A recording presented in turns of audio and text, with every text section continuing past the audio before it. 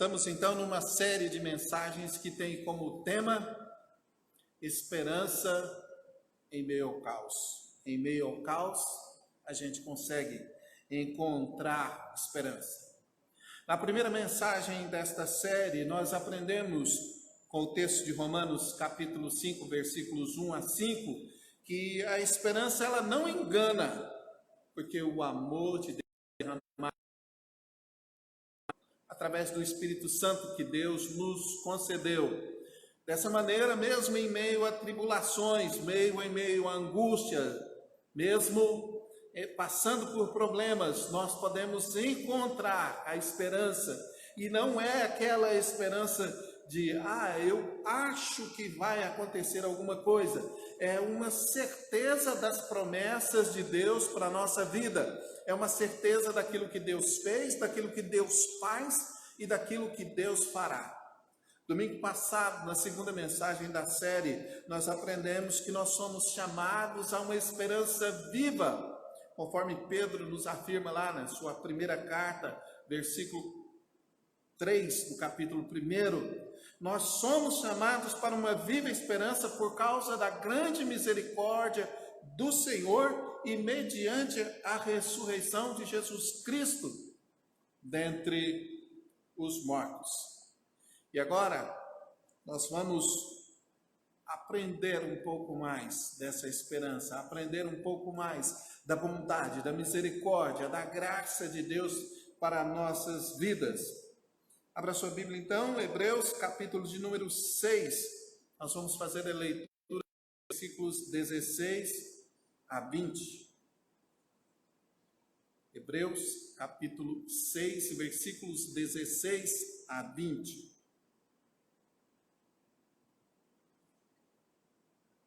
Assim diz a palavra do Senhor. Os homens juram por alguém superior a si mesmos, e o juramento confirma o que foi dito, pondo fim a toda discussão.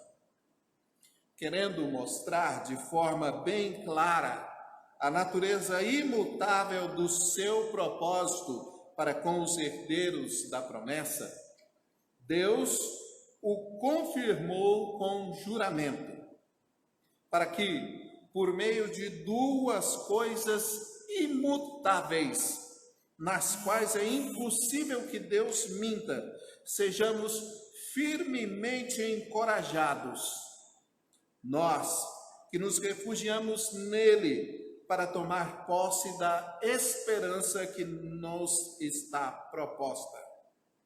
Temos esta esperança como âncora da alma, firme e segura, a qual adentra o santuário interior por trás do véu, onde Jesus, que nos precedeu, entrou em nosso lugar, tornando-se sumo sacerdote para sempre, segundo a ordem de Melquisedeque.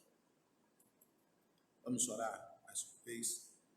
Deus Santo bendito, em nome do Senhor Jesus, nós nos achegamos diante de Ti, colocamos nossa vida diante do Senhor, colocamos, Senhor, nossos pensamentos, nossas emoções, nossos sentimentos, tudo que somos e tudo que temos, e pedimos, Senhor, que sejamos transformados pela meditação na Tua Santa Palavra, que ao meditarmos, Senhor, nas verdades nela contidas, nós encontramos esperança, consolo, nós encontremos, ó Pai, forças para a caminhada, Deus. Oramos a Ti agradecidos no nome do Senhor Jesus. Amém. Que as palavras dos meus lábios, o meditar do meu coração, ó Deus Santo, sejam agradáveis na Tua presença, Senhor meu, rocha minha, Redentor meu. Amém. Graças a Deus. Queridos, em muitas culturas, nós vemos que existe um hábito de, toda vez que vai ser feito um juramento importante, um juramento solene, as pessoas colocam a mão esquerda sobre a Bíblia, levantam a mão direita e proferem esse juramento. Você já deve ter visto acontecer isso em alguns filmes por aí. Normalmente quem vai ao tribunal, ele presta isso. Aqui no Brasil nós não temos esse costume, de uma testemunha jurar com a mão em cima da Bíblia. Mas em culturas como, por exemplo, nos Estados Unidos da América, se você buscar aí no YouTube, na internet, você vai ver a posse do atual presidente, o Donald Trump. E quando ele presta juramento, ele coloca a sua mão sobre a Bíblia, a mão esquerda, levanta a mão direita e ele profere o juramento. Isso é um costume que remonta de costumes muito antigos, quando as pessoas queriam dizer que aquilo que eles falavam era a verdade, eles juravam ou por Deus, ou pelo templo, ou pela palavra de Deus. Nós encontramos Jesus falando a respeito dos juramentos e proibindo-os de fazê-los dessa maneira, porque esses juramentos feitos na antiguidade, assim, por muitas pessoas, eram juramentos hipócritas, em que as pessoas queriam simplesmente tornar uma mentira como verdade, mas não estavam dispostos a cumprir verdadeiramente o juramento. É esse o tipo de juramento que é proibido pela palavra de Deus. O juramento hipócrita, o juramento falso, o juramento que quer transformar em verdade uma mentira.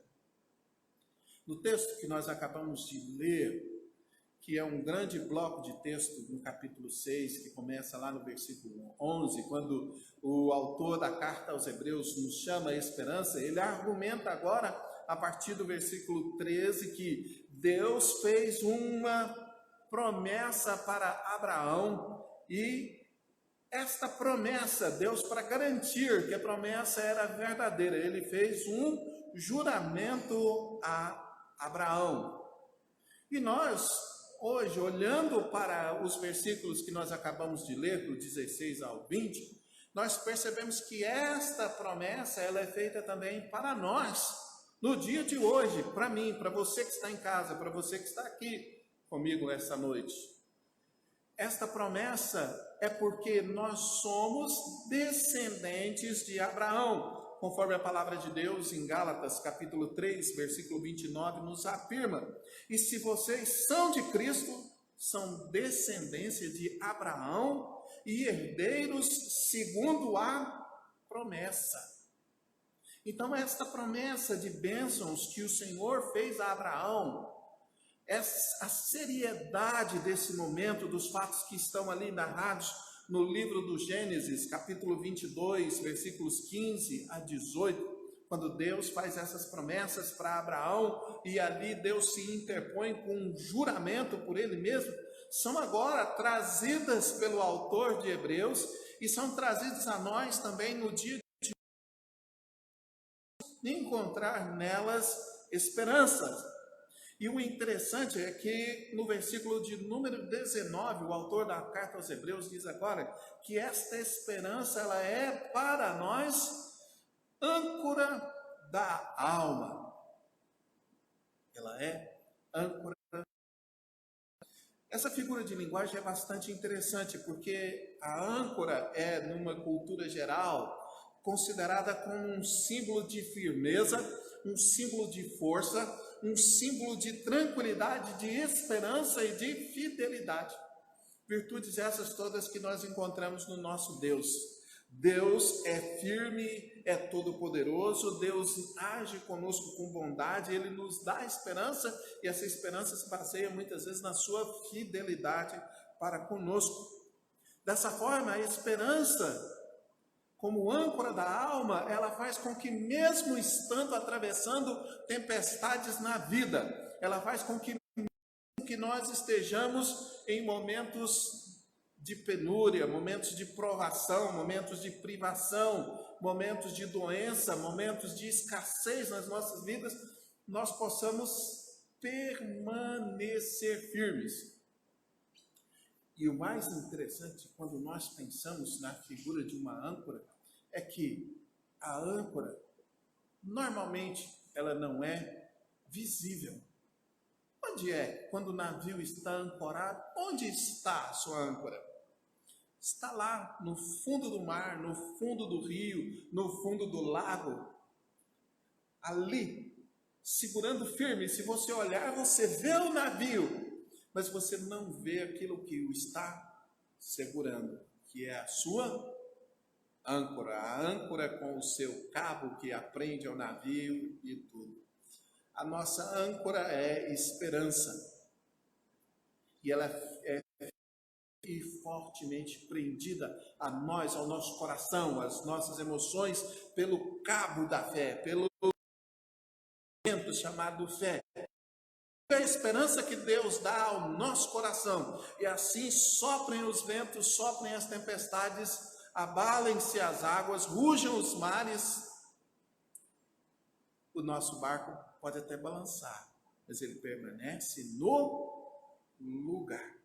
Essa imagem reveladora que o autor de Hebreus pinta é maravilhosa. Mas a âncora, ela só tem valor quando ela encontra um fundo sólido, quando ela se prende às pedras, à rocha, ao fundo do rio, ao fundo do mar, ao fundo do lago. E ali, nesta firmeza, então, ela consegue suportar uma pequena peso de grandes barcos, de grandes embarcações. E quando nós olhamos para as rochas firmes, que são os fundamentos da nossa esperança, e é sobre isso que eu queria falar com você hoje, os fundamentos da nossa esperança, em que a nossa esperança está ancorada, onde ela se prende, de acordo com o texto que nós lemos aqui em Hebreus. Rocha sólida, que nós vemos que a nossa esperança está ancorada, onde ela se prende, é no juramento que Deus faz. Versos de número 16 e 17, a palavra do Senhor nos diz: os homens juram por alguém superior a si. O juramento confirma tudo o que foi dito, pondo fim à discussão. Verso 17, querendo mostrar de forma bem clara a natureza imutável do seu propósito para com os herdeiros da promessa, Deus o confirmou com juramento. Aleluia! O homem, ele apela para Deus para tornar verdade as suas palavras. Eu juro por Deus. Mas Deus jurar, isso é muito mais significativo, porque Deus já é a verdade. Deus e a sua palavra são a expressão mais límpida, mais clara, mais transparente da verdade. Mas por que Deus então jura? Porque Deus é tão misericordioso, porque Deus é tão bondoso, que Ele se acomoda à nossa natureza. Quando uma pessoa jura, a gente acredita, né? Juro por Deus. E quando Deus diz, então, juro por mim. Ah, que paz, que tranquilidade isso deve trazer ao nosso coração.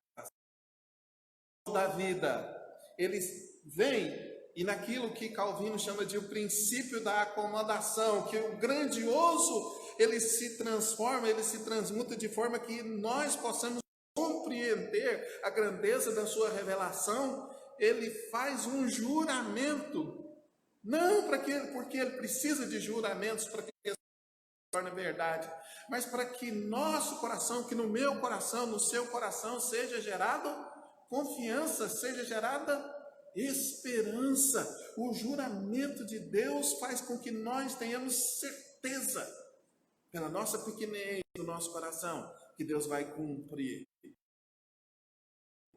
Prometeu, porque Ele o quê? Ele jurou. Não precisava disso, né? O Senhor Jesus, quando Ele proíbe os juramentos, Ele diz assim: seja sua palavra sim, sim, não, não. A palavra de Deus é assim, é sim ou é não. Mas Deus, na sua bondade, na sua misericórdia, para trazer esperança ao meu coração, ao seu coração, Ele jura. Na verdade, o juramento de Deus era desnecessário, porque a palavra dele é simplesmente a verdade. Mas Deus sabe da fraqueza da nossa fé.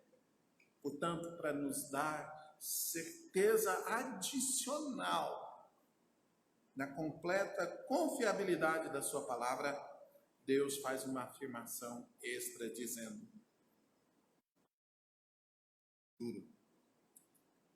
quando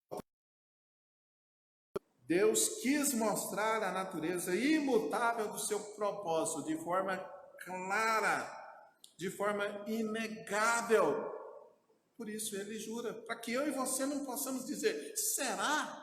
Será que Deus quer me abençoar? Será que Deus quer salvar a minha casa? Será que Deus me ama? Será que Deus tem promessas para a minha vida?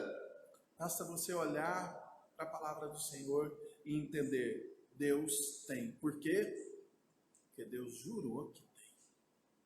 Porque Deus disse que tem, e Ele, para afirmar, para que eu e você tivéssemos confiança nisso, Ele jurou.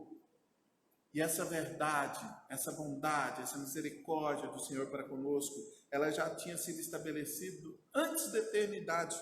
Efésios capítulo 1, versos 4, 5, verso 11, nos dizem isso, que antes da fundação do mundo, Deus já tinha nos amado. Portanto, nenhum cristão deve duvidar da vontade de Deus, dos propósitos de Deus, de nos salvar, de nos abençoar. Deus nos dá uma segurança perfeita. Por quê? Como diz esse versículo que nós acabamos de ler. Porque os propósitos de Deus são imutáveis.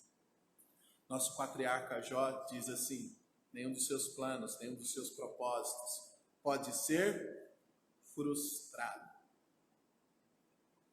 Segunda coisa que nós aprendemos aqui, a segunda grande rocha, onde a âncora da esperança está ali enganchada, está presa. O fundamento da nossa esperança, ele está na imutabilidade de Deus. Veja que é um crescente. Deus fala a verdade e ele jura pela verdade, mas Deus não muda, porque o ser humano muda. E no momento eu posso dizer assim para você: eu te amo. Mas depois pode acontecer de nós dois termos um problema, você fica com raiva de mim, eu fico com raiva de você, e ali naquele momento eu digo: não te amo mais. São duas verdades, né? Eu te amo aqui, eu não te amo mais aqui em outro lugar, no tempo e no espaço. Só que o autor de Hebreus, ele escreve dizendo que Deus não muda, e a palavra de Deus diz isso em vários outros lugares. Veja, versículo de número 18: para que por meio de duas coisas imutáveis, duas coisas que não mudam, duas coisas nas quais é impossível que Deus minta, sejamos firmemente encorajados, nós que nos refugiamos nele para tomar posse da herança a nós proposta. Aleluia! Veja, Deus não muda, Deus não é volúvel como eu e você. Deus não muda de sentimentos por nós, porque eu pequei, porque eu errei, porque eu caí, porque eu falhei. O amor de Deus por mim, por você, por nós, ele permanece estável, apesar de quem nós somos. Apesar da forma como nós agimos, apesar de tudo que nós realizamos contra Deus, Deus não muda. A evidência, ela se torna maior ainda agora, nesse versículo de número 18. Deus nos deu uma imutável promessa, com um juramento imutável, e Deus não pode mentir. Nossa esperança não está baseada em coisas transitórias, solidamente fundamentada por aquilo que é totalmente sem mudança, sem sombra de variação. A doutrina da imutabilidade de Deus nos traz uma segurança tremenda, porque eu posso cair, eu posso falhar, mas Deus não pode mudar. Eu posso errar, eu posso mentir, eu posso fazer tantas coisas que desagradam a Deus, mas Deus não mente, Deus não muda, Deus não falha. Ele tem tudo no seu controle, tudo está nas suas mãos. Essas afirmações se tornam uma redundância do versículo anterior. E nós sabemos que toda vez que isso ocorre na palavra de Deus, é devido à linguagem que quer transformar aquilo num superlativo. Ele quer elevar o grau das coisas. Portanto, se a nossa esperança estava fundamentada num juramento que Deus fez, agora ela deve ser elevada a um patamar maior ainda, porque Deus não muda, Deus não volta atrás. É isso, essa redundância, essa repetição de uma verdade, e agora uma verdade ampliada, porque Deus jurou, mas Deus não muda, Deus não volta atrás, Deus não se arrepende, conforme Números capítulo 23, versículo 19 nos diz: Deus não é homem para que minta, e nem filho do homem para mudar de opinião. Então as promessas que Ele fez para a minha vida, para a sua vida, para as nossas vidas, elas permanecem, e permanecem para sempre. Isso deve nos servir de consolo. Abrigo no Senhor. Nós buscamos abrigo para quê? Nós buscamos abrigo para fugir das coisas que nos prejudicam, das coisas que nos ameaçam. Normalmente nós agimos assim. E qual é a maior de todas as ameaças para a nossa vida? É o pecado. Essa é a grande ameaça para a nossa existência. Porque o salário do pecado é morte. Sabe, eu não devo temer Covid-19, eu não devo temer um câncer, eu não devo temer qualquer outro tipo de doença, eu não devo temer a insegurança. Ainda que todas essas coisas se ingerem medo ao nosso coração, mas nenhuma dessas coisas pode nos lançar no... Mas o pecado pode. Por isso nós precisamos olhar para a imutabilidade da presença de Deus, a imutabilidade do propósito de Deus, a imutabilidade daquilo que Deus diz e temer ao pecado e nos refugiar nele para santificarmos a nossa vida. A palavra de Deus diz que esta esperança, por meio das suas promessas, é uma esperança segura.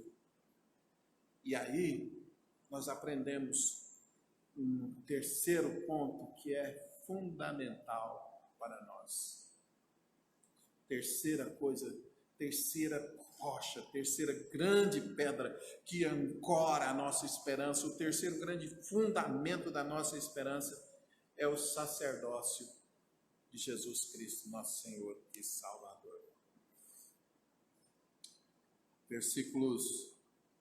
Seguintes versículos de número... Deixa eu voltar ao texto aqui. Versículos de número 19 e 20 nos dizem isso. Temos esta esperança como âncora da alma, firme e segura. E olha o que o autor de Hebreus vai dizer agora. A qual adentra o santuário interior por trás do véu, onde Jesus, que nos precedeu, entrou em nosso lugar, tornando-se sumo sacerdote para sempre, segundo a ordem de Melquisedeque. O autor de Hebreus, ele faz uma mudança da figura de linguagem da âncora para a figura de linguagem do Santíssimo Lugar. O Santíssimo Lugar era onde o sumo sacerdote entrava uma vez ao ano para oferecer sacrifício pelos pecados do povo. Quando nós olhamos aqui a mudança dessa figura de linguagem, nós percebemos que aqueles que eram os destinatários da epístola aos Hebreus, que eram o quê? Os judeus convertidos ao cristianismo. Eles entendiam perfeitamente onde é que a esperança deles estava colocada. Onde está colocada a esperança? Na presença de Deus, porque atrás do véu ficava o quê? A arca da aliança, a presença de Deus ali simbolizada pela arca da aliança. E ali, quando o sumo sacerdote entrava e oferecia sacrifícios, Deus abençoava o seu povo. Jesus Cristo agora, ele está muito além do Santíssimo Lugar, porque onde ele está agora, ele está na presença do Pai, ele está assentado à direita de Deus, e ali, à direita de Deus, ele é quem? O nosso sumo sacerdote. Deixa eu lembrar uma coisa para você aqui, com certeza você sabe, mas qual a diferença entre o sacerdote e o profeta? O profeta, ele representa Deus diante dos homens, ele fala de Deus para os homens. O sacerdote, o que ele faz? Ele representa os homens diante de Deus. Então Jesus Cristo, o verdadeiro Deus, porém verdadeiro homem, agora está sentado à direita da majestade celestial, conforme o autor de Hebreus nos diz, começando a sua epístola ali no capítulo 1, que depois de ter feito a purificação de pecados, ele assentou-se à direita da majestade celestial, e ali ele exerce o quê? Qual é a função que ele exerce diante de Deus? Ele exerce a função de sacerdote. O que quer dizer isso? Que ele ali representa a mim, representa você, representa todos aqueles que nele creem diante de Deus. Por isso a nossa esperança deve ser ancorada nisso. Nós temos representante diante de Deus. Capítulo 4, versos 14 a 16 dessa mesma epístola aos Hebreus diz que nós temos o Filho de Deus que penetrou os céus e que agora é nosso sumo sacerdote ali. E ele é um sacerdote que se compadece das nossas fraquezas, porque ele foi em todas as coisas tentado, porém sem pecado. E ali o autor de Hebreus diz: portanto, nós nos aproximamos confiadamente do trono da graça, a fim de encontrarmos o quê? Misericórdia e graça para socorro em ocasião oportuna. Aqui no capítulo 6, verso 20, o autor de Hebreus repete a mesma coisa, dizendo que Jesus Cristo, primeiro, ele tornou-se sumo sacerdote. O Deus encarnado, mediante a sua morte, mediante a sua ressurreição e a sua ascensão aos céus, ele era aqui apenas um homem filho de Deus, agora ele é o sacerdote filho de Deus. Nosso representante diante de Deus não é fraco não, hein? O nosso lobby, se é que nós podemos usar essa expressão, diante de Deus, não é fraco não. É o próprio Filho de Deus quem representa os nossos interesses, quem advoga as nossas causas, quem nos defende dos nossos erros e das nossas falhas diante de Deus. Ele se tornou esse sumo sacerdote, ele é o maior de todos. Aliás, ele é o nosso único intercessor, não tem outro mediador, não tem outra medianeira, não tem ninguém que nos represente diante de Deus a não ser Jesus Cristo, homem. E quando nós olhamos para isso, ele nos fala a respeito de que ele é sumo sacerdote, e ele é sumo sacerdote por quanto tempo? Os sacerdotes eram sumos sacerdotes enquanto viviam, ou enquanto não adoeciam, ou enquanto não sofriam alguma imperfeição. Por exemplo, se ele quebrasse uma perna, ele tinha que ser substituído, porque o sumo sacerdote tinha que ser perfeito. Então o exercício do sacerdócio em Israel era temporário. Jesus Cristo é nosso sumo sacerdote para sempre. Aleluia! Veja que coisas maravilhosas. A nossa esperança, a âncora da nossa alma, ela está fundamentada em três grandes verdades aqui, segundo Hebreus. Tem outras verdades também, mas nesse ponto de hoje, ela está fundamentada no juramento de Deus, na imutabilidade de Deus e no sacerdócio de Cristo Jesus, nosso Senhor e Salvador, à direita de Deus. Eu tenho razão para ter esperança? A minha esperança, ela está fundamentada em tolices, em bobagens? Não. Minha esperança está ancorada em sólidos fundamentos, em rochas eternas. Diante disso, eu quero tirar 3 conclusões / aplicações para a nossa vida nessa noite de hoje. Primeira delas, o juramento foi feito por Deus, ela abrange os descendentes de Abraão. Aqui, Abraão, então, é citado nesses versículos que nós acabamos de ler. E, por exemplo, outras nações, outras descendências, não receberam esse juramento do Senhor. E como eu disse no início, como é que nós nos tornamos filhos de Abraão, descendentes de Abraão? Pela fé em Cristo Jesus, nosso Senhor e Salvador. Portanto, esse é um juramento exclusivista. Ele é exclusivamente para os descendentes de Abraão. Aleluia, que bom que eu e você, por meio de Jesus Cristo, já somos descendentes de Abraão. Agora, se você, meu querido que me ouve, minha querida que me ouve, que me assiste essa noite, ainda não colocou-se como parte da família de Deus, não se entregou a Jesus Cristo como Senhor e Salvador da sua vida, eu convido você a fazê-lo hoje.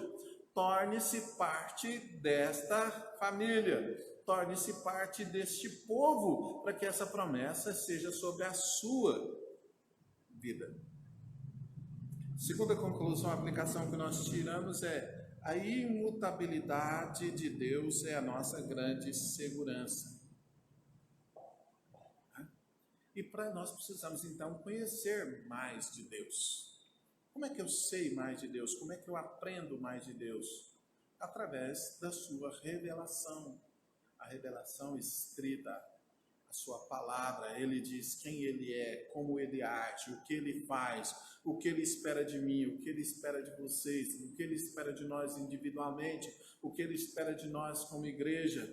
Portanto, é preciso que eu e você conheçamos o nosso Deus. Como é que a gente faz isso? Lendo a sua palavra.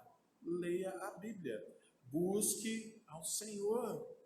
Conheça os seus mandamentos. Conheça as suas promessas. E a terceira aplicação para nós nessa noite: o sacerdócio de Cristo é um ato de amor de Deus para conosco. Por que Jesus Cristo veio? Deixou a glória, se humilhou, tornando-se carne, tornando a nossa semelhança. As nossas dores, foi tentado a nossa semelhança. Padeceu debaixo do poder de Pôncio Pilatos, morreu, desceu ao Hades. Por que disso tudo? Por amor, por amor.